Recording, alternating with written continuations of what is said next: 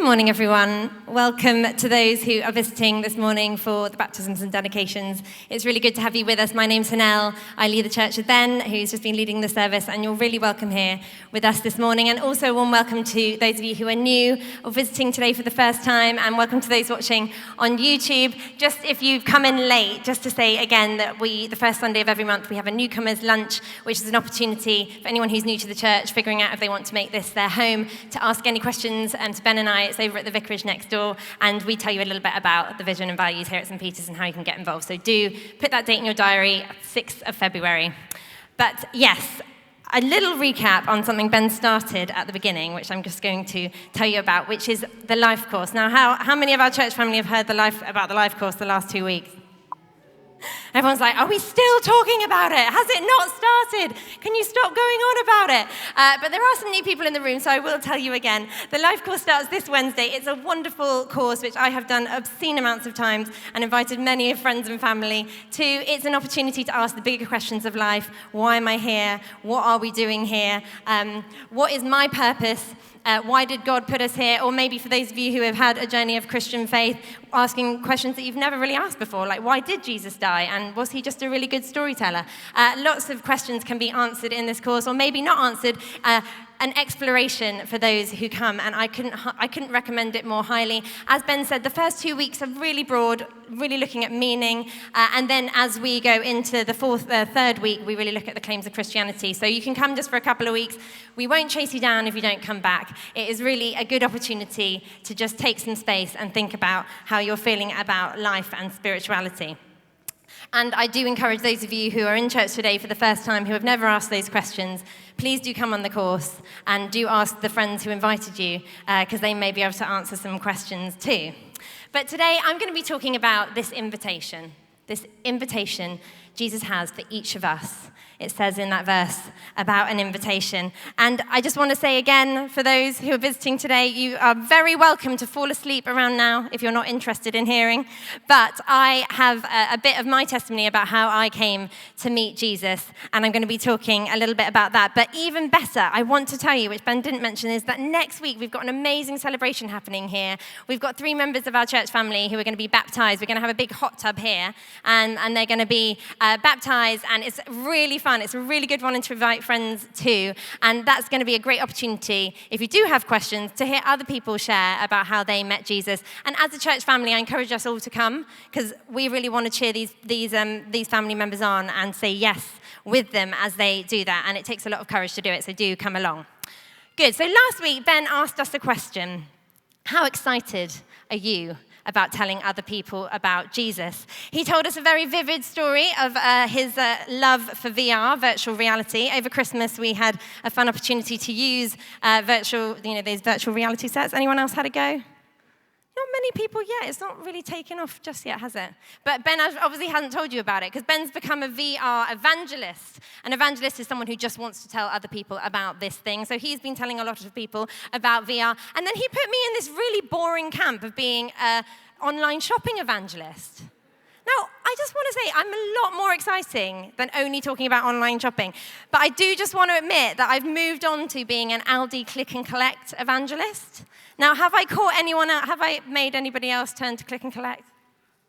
Oh, I thought I talked about it a lot. I do. Click and collect at Aldi. You go to Kidbrooke and you click and then collect, and then you can pop into B&M next door and get any of your branded things, because I really like Heinz ketchup. Anyway, so I talk a lot about click and collect at Aldi. But what Ben challenged us on was, how much do we talk about our love for Jesus and what he's done in our life? And I'm going to put a little disclaimer out there for those of you in our church family who find the word evangelist a bit triggering. You're like, honestly, Hanelle, why do we have to start the new year in January? Making us share our faith with other people. I'm honestly going through a bit of a crisis myself. I'm trying to work this out myself. Why are you now making me tell other people about it? And you're about to switch off around now, because I'm about to talk about it again for a second week running. Oh my goodness. Well, I just want to encourage you that there is something here for all of us. And I'm actually going to try and simplify this morning by looking at this verse that was just read, but just one part of it. And that is that I think evangelism is an invitation. It's an invitation. In Revelation 3, verse 20, we read, it's actually Jesus gives John a prophetic vision, so that's what we're actually reading in this. And basically Jesus says to John this, "Here I am. I stand at the door and knock. If anyone hears my voice and opens the door, I will come in and eat with that person and they with me." So what do we have there? We have an invitation. God says, "Here I am. I stand at the door and knock." God doesn't force people into a relationship with him. He doesn't say, you've got to do it. He gives us an invitation into a loving relationship, that there is a choice. He doesn't just open the door for us. He does the knocking. Now, do you remember when you first heard Jesus knocking at your door? What did that knock sound like? Was it someone inviting you to church? Someone inviting you to their child's baptism like today? Was it someone telling you about the Life course or the Alpha course, which is a similar course to that? Was it that you had an out-of-body experience of the presence of God, and that was that invitation to meet with Jesus? Was it your family? Maybe you grew up going to church week in, week out, and then you decided that you wanted to open the door to Jesus? Was it that you realized that faith and spirituality really got you angry? Really angry, and that anger made you realize that you must really care about meaning because you got so angry when people talked about it? Or was it that at some point in your life you hit rock bottom and you realized that actually you needed help from a source much greater than, a self-help book? And here's another question. Who knocked on your door? Who was it? Because so often the invitation isn't, just the audible voice of God. So often it is a person inviting you, doing the knocking. So for me, my invitation was very much my mum.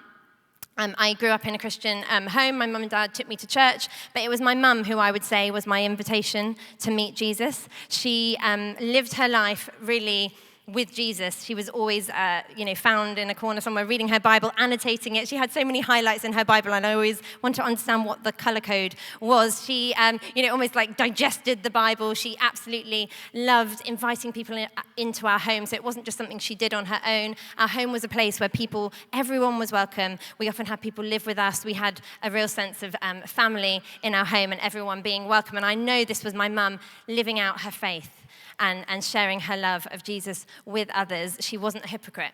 What she said is what she did, and it was the most wonderful thing to watch. And she, of course, gave me that invitation. She took me to church, and I can really pinpoint in particular a moment for me when I really opened the door to Jesus, being at a Christian summer camp, which sounds weird, but it's not. It's really fun. My mum and dad used to take me every year to this wonderful kind of summer camp, and I remember I was 7 years old, and I was stood there, and the people at the front asked if we wanted to receive prayer and open our hearts to Jesus, which, again, sounds weird, but when you're in it, it's like, no, this is really, really exciting. And because of that example my mum had given me, I was open.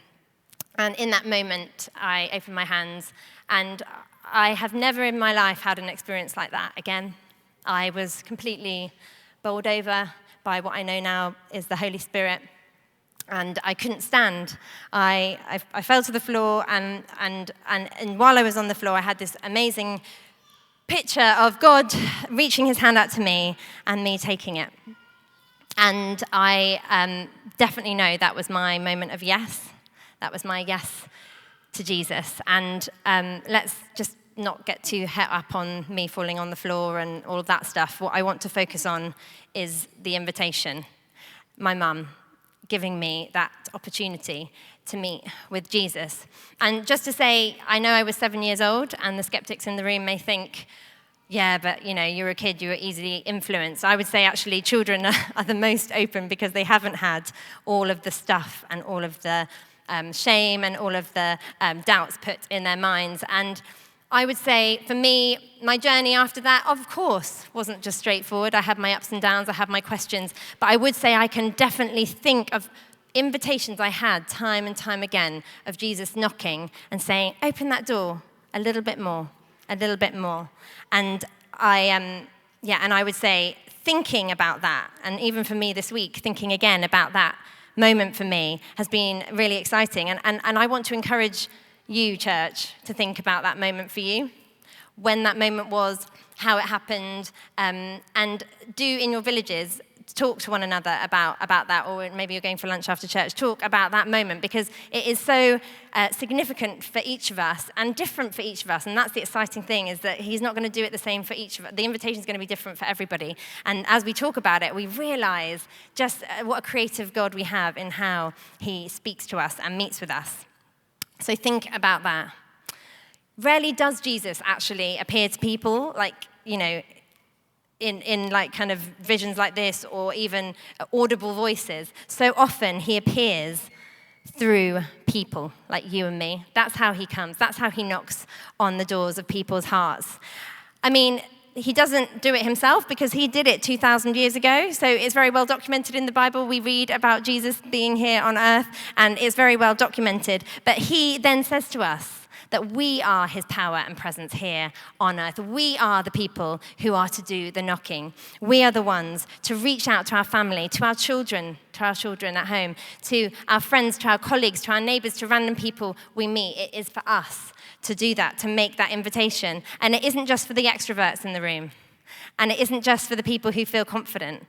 It is for all of us to do, because each one of us here are so different. And so by us giving that invitation, that is how we have a church that looks like heaven, a church that looks diverse and different, with different people from different walks of life. That is how that starts to happen if we each play our part in that. And what's so exciting, when I was chatting to my mum about it this week, just getting my facts straight, is how she came to faith was through her family. She actually had quite a profound experience of God in her early years. My mum is South African, and she was brought up in church. But then her mum also had quite a profound experience when she was a child, and she grew up on a farm, and actually heard the audible voice of God when she was on the farm on her own. So it's exciting as we start to think generationally, as we make that invite, what that knock-on effect can be for our families, for people's children and their children's children. It's so exciting. I was just chatting to Antoinette before the service, and she was saying that she was christened, baptized here, and that just now her son being baptized here, that story of family, generation to generation, coming to know Jesus. But the reality is, and I know you're all thinking it, is that you do the invitation, and then there's the response, isn't there? And the response can be different, and that's okay. It's okay if the response isn't just a big yes. I have had lots of no's to the invitation, lots and lots and lots. But the reality is, like Ben said, as we spend time with Jesus, he mentioned this last week, worth listening to his talk, as we spend time with Jesus, we can't help but tell others about it. And it doesn't really matter if they say yes or no. It's just us knowing what God is doing in our lives. But the responses can be different. So sometimes when the knocking happens, some people don't hear it all. Life is busy. I don't really need to think about this. Thank you very much. I've got enough going on. Some people, when they hear, they do choose not to open the door. So they literally make that choice. I'm not going to do it. I'm not listening to you. I don't want to know. Come on. Christianity is just a crutch, isn't it? I don't need that in my life. And then, of course, there is that group of people who choose to open the door. And this really is a moment of vulnerability. This is a moment of recognizing that nagging sense that there must be more to life than this. And it is that opportunity to say, actually, maybe I'm part of the problem. I need to put my reliance on something much greater than myself. So I want to just focus now on the bit before that invitation, that seek, knock bit. And I want to look at verse 17, and this is in Revelation 3. It says, "You say, I am rich, I have acquired wealth and do not need a thing. But you do not realize that you are wretched, pitiful, poor, blind, and naked." Sorry, that is quite light reading, isn't it? When I heard that being read, I was like, oh my goodness, why did I choose that verse? But let me explain it a little bit more so that we're not all frightened. So basically, this passage is particularly profound because of the context that it's written into. So it's written to a city called Laodicea, which is the city that Jesus is addressing. And in many ways, this city is very similar to London pre-pandemic. It really is one of great interest for ancient historians. They've done a lot of research into this city, Laodicea. I hope I'm saying that that right. So the Laodicea was the financial center. It was actually devastated by an earthquake in 60 AD. But when Rome said to them, can we help you rebuild your city? They said, we don't need any help. We have everything we need. We can rebuild our city ourselves. Laodicea was also a medical center, so it was really highly acclaimed for helping make medicine for eye ailments, interestingly. And it was leading in this. And it was also a textile center. So they made beautiful fabric. And it was really famous for its glossy black wool. There we go. If anything, you've learnt a new fact. So it had it all. Wealth, it had achievement, it had fashion, it had culture, it had cutting-edge medical treatment. Doesn't it sound a bit like London pre-pandemic? Yes, so a really similar context to where we are. And the result of having everything was that they had very little need for Jesus, very little need for him. And I think Jesus is actually being deeply ironic in verse 17 when he says that they are naked and poor and pitiful, because obviously they don't think they are, because they've got absolutely everything. But I just also want to know, and I'm not going to go too much into this, this is actually written for Christians, so it's for people who have become lukewarm and lost their distinctiveness and their passion. And they've lost that. Why? Because they're putting their trust and they're putting their passion and they're putting their worship into other things that isn't Jesus. And Jesus is saying to them, you have all this stuff, you have everything you need, but you do not realize that you are pitiful, poor, blind, and naked. Why? Well, this stuff isn't bad in and of itself. Obviously, it isn't. But it is bad when we give it the power and we worship those things. That's when it gets bad. And that's when those things get taken away, that you can feel lost and broken. And here's what Jesus is saying to them. You think you've got it all sorted. You're all covered. You've got money. You've got achievement. You've literally got the highest fashion that you clothe yourself in. You clothe yourself with all these things. But actually, you are naked. You have nothing. And this is why I think this passage is very profound for those of us as we consider inviting our friends, our family, our colleagues to follow Jesus, giving that invitation. I think it's profound because I think 2 years ago, when inviting people to a course like this, people wouldn't really be as bothered. They wouldn't think that there was much need for it. And I would say you'd get a lot more, no thank you, I'm busy, no, sorry, this isn't what I'm into right now. Preoccupied with their career, preoccupied with their families, with their house renovations, with kids, with friends, all the things that takes up our busy lives and stops us thinking about our purpose.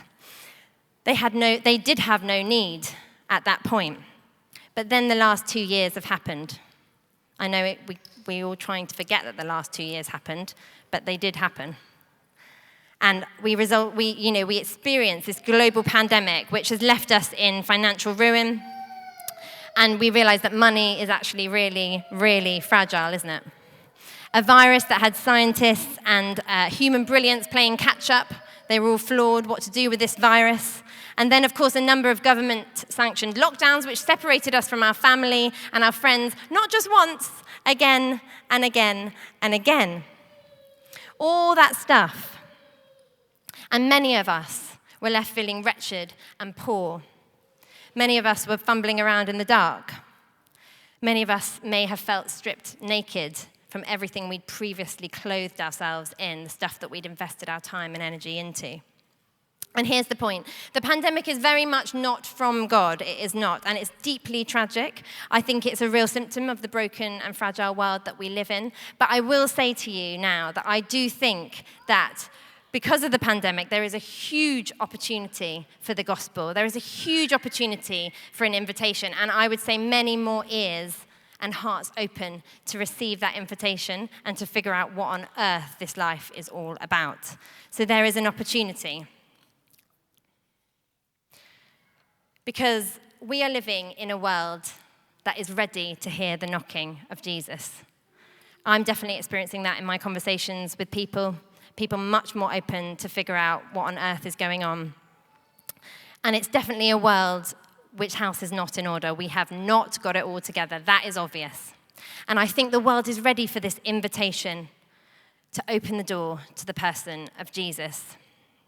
So what happens when they do? What invitation are we giving them? What can happen if they decide to open the door? Well, in verse 20, it says, If anyone hears my voice and opens the door, I will come in and eat with that person and they with me. In ancient times, that idea of having a meal, inviting someone into your home, was very intimate, and it was real fellowship. So when we open the door to Jesus, this description is saying that we're not going to experience judgment, we're not going to experience shame for all the stuff that we have and haven't done right. What happens when we open the door is he comes right in, close to our pain, close to our shame, close to our hurt, and he offers us a loving relationship. And his relationship is the source and definition of unconditional love. We so often talk about unconditional love. It's so hard to give to one another. I can promise you that Jesus can give that to you. And then we realize when we open that door that that relationship is something that we are made to do. It feels right because that's what we were made for, to be in relationship with him. So what does Jesus offer and what does it look like? Verse 18, I counsel you to buy from me gold refined in fire so you can become rich, and white clothes, clean clothes to wear so you can cover your naked shame, and salve to put on your eyes so you can see. What does he offer us? He offers us wealth beyond any of our imagination. I'm not saying he's offering you loads of money.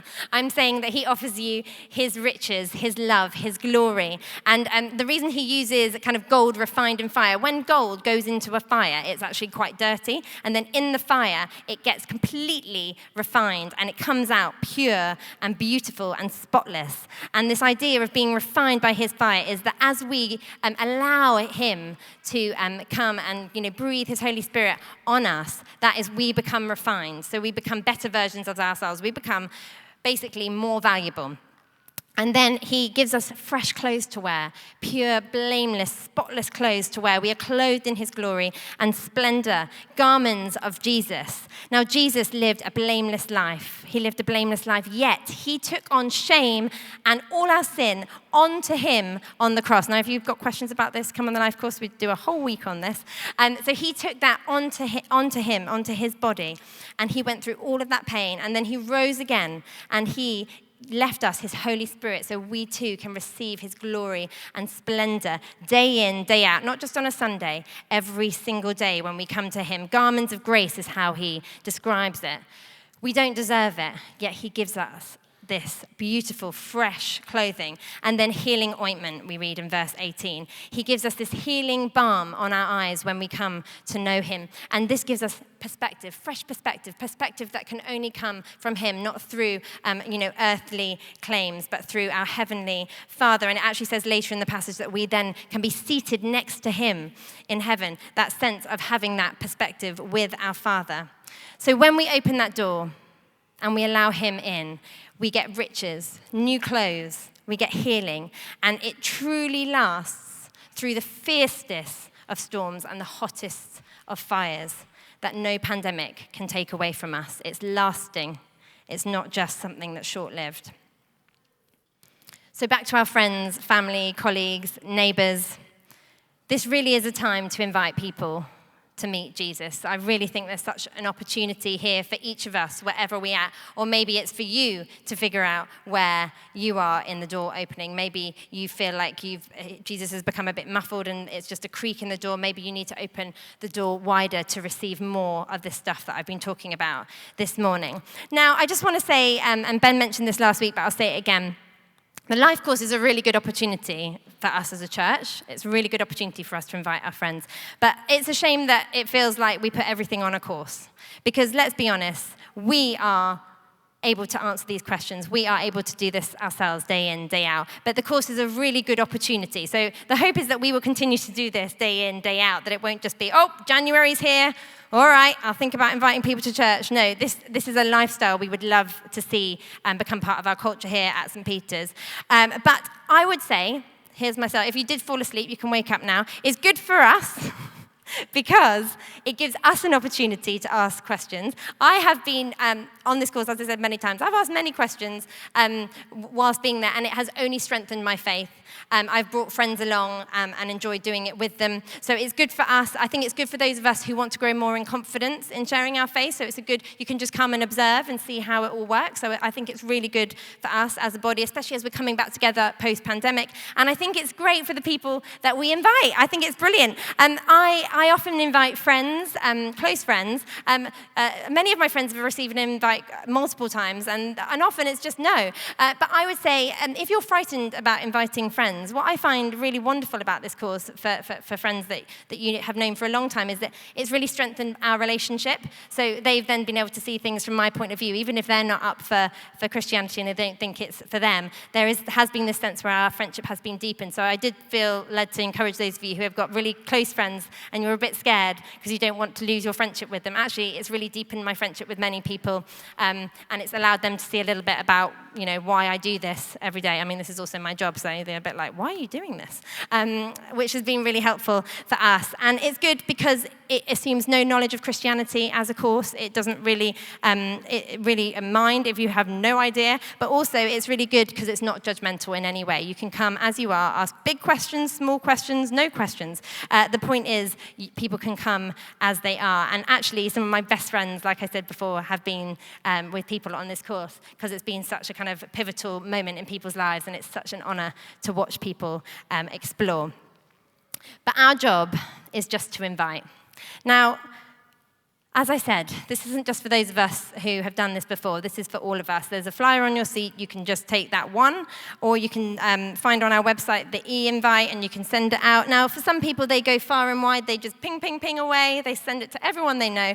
For other people, they really just think about particular people that they think would really enjoy it. So that's, as I've written here, you could even share it on TikTok. I don't know why I wrote that. You never know. Any way that you want to share the invite, go for it. It may just be in conversations. I remember when I was much younger, I used to stand, when we used to be at St. Mary's in Marylebone, I used to stand at Baker Street Station and just give it to anyone I met. And I made so many friends through doing that. It was a real joy for me that time in my life. Sometimes it's easier inviting people you don't know. So have a go at that. But the best way, as Ben said last week, is to be Spirit-led. We do not do this in our own strength. And for some of you this morning, you're feeling tired and weary, and actually you just need to allow God to open that door, yourself to open that door a little bit more to God right now. So we're all coming from a different place, but I'm just going to give us a moment to respond. For those of you who aren't used to this, a response is us just realizing that people on the mic can drone on, but the person who really needs to speak to us is our loving Father in heaven. So we give an opportunity to respond to what's being said. So I'd like to invite you to stand now. It's just going to be a short moment. And you may want to close your eyes so you're not distracted, but you don't have to. And those of us who are used to this, we do open our hands just to show God that we're open, because we know that He has so much to say to each of us. He is our loving Father. Hi to those on the balcony. Welcome. And you can do this at home as well. This is a moment just to respond. I'm going to give one short minute for us to wait on the Holy Spirit and ask Him if there are any people that He wants us to invite.